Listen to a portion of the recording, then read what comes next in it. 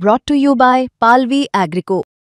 पालवी ॲग्रिको, भारताचा पहिला AI तंत्रज्ञानावर आधारित B2B आणि B2C ई-कॉमर्स प्लॅटफॉर्म. शेतीसाठी जे काही लागणार थेट तुमच्या बांधावर पोहोचणार, मोबाईलच्या एका क्लिकवर.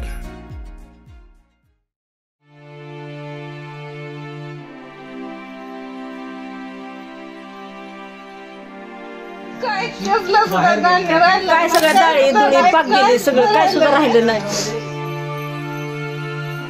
17 माणसाचं कुटुंब आहे. काय खायचं 17 माणसाने? आज कपड्याला तसं ना अंगावर शेतात गेलेले बिहून या पाण्याला.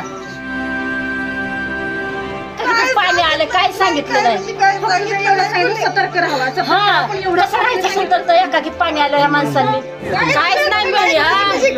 मदत मिळायची बघायची. पाण्याच्या बाटल्या नाही काय नाही बरं आम्हाला. काय काय झालंय नुकसान? काय काय झालं? गहू, ज्वारी, हरभरा, तुरी सगळं पाक गेले. उन्हाळ्यात आज जाऊन बघितलं तुम्ही तर नावाला करचाल.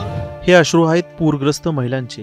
घरात पाणी आलं, जीवनावश्यक वस्तू पाण्यात भिजल्या, अन्न धान्य नाही, प्यायला पाणी नाही, सगळीकडे फक्त पाणी आणि चिखल.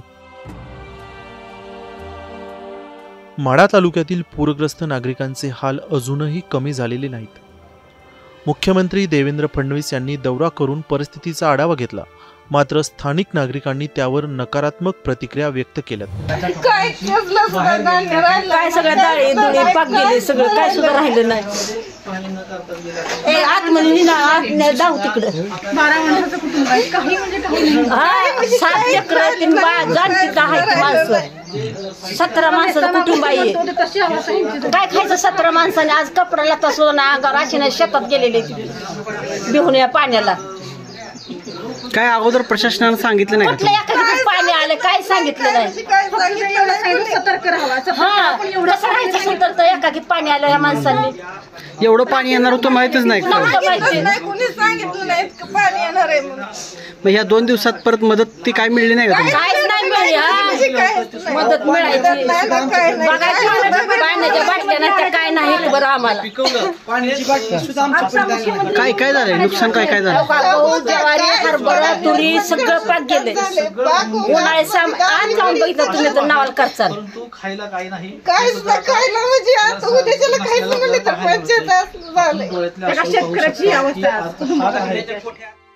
नागरिकांचं म्हणणं आहे की मुख्यमंत्री शेतीच्या बांधावर गेलेच नाहीत. कोल्हापूरमध्ये ज्या पद्धतीनं नदीकाठच्या शेतकऱ्यांना तातडीनं मदत दिली गेली, त्याच धर्तीवर माढ्यातील शेतकऱ्यांना मदत मिळावी अशी मागणी केली जात आहे. सरकारकडून जाहीर करण्यात आलेली 15,000 रुपये प्रति हेक्टर मदत तुटपुंजी असल्याची नाराजी शेतकऱ्यांनी व्यक्त केली आहे. पुरामुळे घरदार उद्ध्वस्त झालं असून अनेकांचा संसार उघड्यावर आला आहे. महिलांच्या डोळ्यात अश्रू आहेत. अन्न धान्य नाही, प्यायला पाणी नाही, उद्या खायचं काय असा हृदय पिळवटून टाकणारा सवाल ग्रामस्थांनी सरकारला विचारला आहे. काय पाक ज्वारी, गहू, हरभरा सगळं पाण्यात. सगळा शेंगा सगळं पाकच येते पाण्यातच आहे सगळं. काय शेतीत काय राहिलं नाही.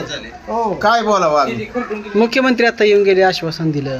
काय देतो म्हणलं मग आता काय. 1 म्हैस वाहून गेली. आमचं घर तिकडं आहे बघा, तिकडल्या कोपऱ्याला.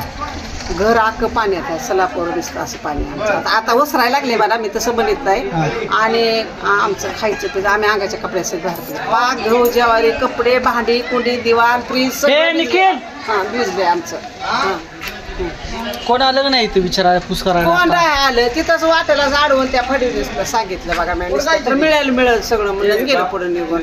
मग पत्रकार म्हणलं तुम्हाला सांगायला लागेल का आम्ही? आता घर माझ्या घरात 10 माणसं आहेत. आम्हाला ती खायला पाठविल्याला तिकडच गप होते. पाणी बरे तिकडं वाटतच तिकडल्या लोकांना 1-1, 4-4, 5-5 नेते. आम्हाला काहीच नाही. आम्ही 10 दिवस झालं 4 दिवस झालं पाण्यात. तिकडे ती 4 मजली बिल्डिंग आहे तिथं राहतो आम्ही. इकडे आता आला ही आमची गिर आहे तिथं. हा तोपर्यंत राहायला आला का? तोपर्यंत आला काय राहायला? हा तोपर्यंत म्हणजे तिकडं झोपाय जाता. 4 मजली बिल्डिंग आहे त्या तहसीलदारची एका तिथं जाता. आणि इकडं आता खाय प्यायला आला माझ्या धीराच्या घरी. उपाशी आहे ती म्हणली या इकडं खायला. काय सुद्धा दिलं नाही आम्हाला कुणी बघा. आणि आम्हाला करून खायचं. आमचं गॅस पसलं, गहू, ज्वारी, तिखट, इसू सगळं घरात. तुम्हाला आता सगळं पाणी कमी झालं चालतं. माझं घर दाखवते येतो का तिकडे? मालक गेल्यात आता उघडायचं, पण अजून आमच्या घरापाशी एवढं पाणी आहे बरं का, सलाब सगळं पाण्यात होतं आमचं. म्हणून आम्हाला काय करा, काय बी असलं तर ही बातमी तिथं फडणवीसला हे करावी गावात तुम्ही आता बोलले म्हणलं मिळत नाही मिळेल की ती म्हणले मिळेल, पण आमच्या पुत्र मिळायला कुठलं गाव लय हलकट आहे, मधल्या मध्येच खाणारी लोक आहेत, तुम्हाला खोटं बोलत नाही. खऱ्याचा न्यायच नाही या गावाला, चोरीचा न्याय आहे लबाड. आमचं पाक भिजलंय, फ्रीज टीव्ही पासून बेड फीड सगळं पाण्यात आता सध्या. आणि ह्या गावात हे इथं सगळे उभा राहिलेल्या माणसाला जर माझं काय खोटं असलं, आमचं घर पाण्यात आहे का नाही ते ह्या उभा राहिलेल्या माणसाच ती गावातले.